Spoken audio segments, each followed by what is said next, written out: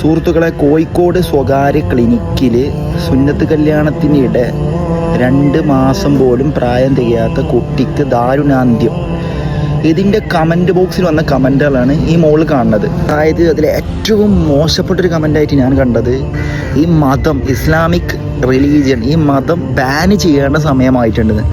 എൻ്റെ പൊന്നു മക്കളെ, അല്ലെങ്കിൽ എൻ്റെ പൊന്നു സഹോദരി സഹോദരന്മാരെ, നാം ഒരു കാര്യം തിരിച്ചറിയണം. ഏത് മേഖലയായാലും, ഏത് എഡ്യൂക്കേഷൻ ആവട്ടെ, അല്ലെങ്കിൽ ഏത് പ്രൊഡക്റ്റ് ആവട്ടെ, എന്തെങ്കിലും ഏത് പ്രോസസ്സിങ് ആയാലും അവിടെ നെഗറ്റീവും ഉണ്ട് പോസിറ്റീവും ഉണ്ട്. അതായത് ആ നിയമത്തിനല്ല നെഗറ്റീവും പോസിറ്റീവ്, അത് ചെയ്യുന്ന പ്രവൃത്തിയിൽ, അത് ആരാണോ ചെയ്യുന്നത്, അതിനിപ്പോൾ ഒരു ഹോസ്പിറ്റലായാലും ഡോക്ടറായാലും എല്ലാത്തിലും ഇന്ന് ഏത് മേഖല എടുത്താലും അവിടെ നെഗറ്റീവ് എന്നുള്ളൊരു വശമുണ്ട്, പോസിറ്റീവ് എന്നുള്ളൊരു വശമുണ്ട്. അപ്പോൾ അതാ ഈ വീഡിയോൻ്റെ അടിയിൽ തന്നെ ഒരുപാട് പേര്, ഒരുപാട് ഉമ്മമാർ കമൻറ്റ് ചെയ്തിട്ടുണ്ട്, അല്ലെങ്കിൽ ഒരുപാട് ഉപ്പമാർ കമൻറ്റ് ചെയ്തിട്ടുണ്ട്. ചെറുപ്രായത്തിൽ 1-2 മാസത്തിൽ തന്നെ കുട്ടികൾക്ക് അങ്ങനെ ചെയ്തിട്ട് ഒരു പ്രശ്നമില്ലാതെ ഇപ്പോഴും സുരക്ഷിതമായിട്ട് ഒരു പ്രശ്നമില്ലാതെ നടക്കുന്ന സ്വന്തം കുട്ടികളെ കുറിച്ചെടുത്ത ഓരോ ഉമ്മമാരും ഉപ്പമാരും കമൻറ്റ് ചെയ്തിട്ടുണ്ട്. അപ്പോൾ ചെയ്യുന്ന നിയമത്തിലല്ല പ്രശ്നം, അത് എവിടെ പോയിട്ടാണോ ചെയ്യുന്നത് ആ ഒരു പ്രോസസ്സിങ്ങിൽ നെഗറ്റീവ് വശമുണ്ട് പോസിറ്റീവ് വശമുണ്ട്. അപ്പോൾ സുരക്ഷിതത്വം ഉറപ്പുവരുത്തിയതിനു ശേഷം നമ്മൾ ചെയ്യണം. ദെൻ ഇസ്ലാമിക് നിയമപ്രകാരം ഒരു സുന്നത്ത് കല്യാണം ഒരു കുട്ടിയിൽ ചെയ്യേണ്ടത് അവൻ്റെ ജനന ദിവസം മാറ്റി നിർത്തി. അതായത് ഇന്നാണ് ഞാൻ ജനിച്ചതെങ്കിൽ നാളെ മുതൽ 7 ദിവസം കഴിഞ്ഞാൽ 7ാമത്തെ ദിവസമാണ് അത് ചെയ്യേണ്ടത്. അന്ന് സാധിച്ചിട്ടില്ലെങ്കിൽ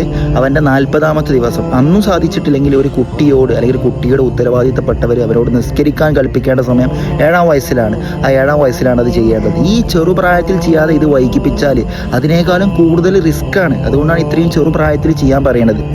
പിന്നെപ്പോൾ ഇനിയിപ്പോൾ റസൂൽ തങ്ങളെയും അല്ലപ്പോൾ പണ്ഡിതന്മാരെന്ന് പറയണമെങ്കിൽ പറ്റണില്ലെങ്കിൽ ഒരു ഹൈന്ദവ സ്ത്രീയെ ഒരു ഡോക്ടർ പറഞ്ഞ കുറച്ച് വാക്കുകൾ ഞാനൊന്ന് കേൾപ്പിച്ചാൽ അതൊന്ന് കേട്ടു നോക്കി. ഇന്നത്തെ വീഡിയോ പുരുഷന്മാർക്ക് വേണ്ടിയാണ്. ഇന്ന് ക്ലിനിക്കിൽ ഒരു പേഷ്യന്റ് വന്നു. 20 വയസ്സുള്ള മെയിലാണ്. കംപ്ലൈന്റ് വേറൊന്നല്ല, ലിംഗത്തിന്റെ അഗ്രഭാഗത്ത് ഒരു ഫംഗൽ ഇൻഫെക്ഷൻ വന്ന് ചൊറിച്ചിലും പുകച്ചിലും അനുഭവപ്പെടുന്നു. ഇത് കണ്ടപ്പോൾ എനിക്ക് ഓർമ്മ വന്നത്, ഞങ്ങൾ 3rd ഇയറിൽ പഠിക്കുന്ന സമയത്ത് സർജറി സബ്ജക്ട് ഉണ്ട്. അത് കൈകാര്യം ചെയ്തിരുന്നത് ഒരു അലോപ്പതി സർജൻ ആയിരുന്നു. അദ്ദേഹം നമ്മളോട് എപ്പോഴും പറയാറുണ്ടായിരുന്നു, നിങ്ങൾക്ക് ഉണ്ടാവുന്ന കുട്ടി ആൺകുട്ടിയാണെങ്കിൽ 7 വയസ്സിനുള്ളിലായിട്ട് സർക്കംസിഷൻ ചെയ്യണമെന്ന്.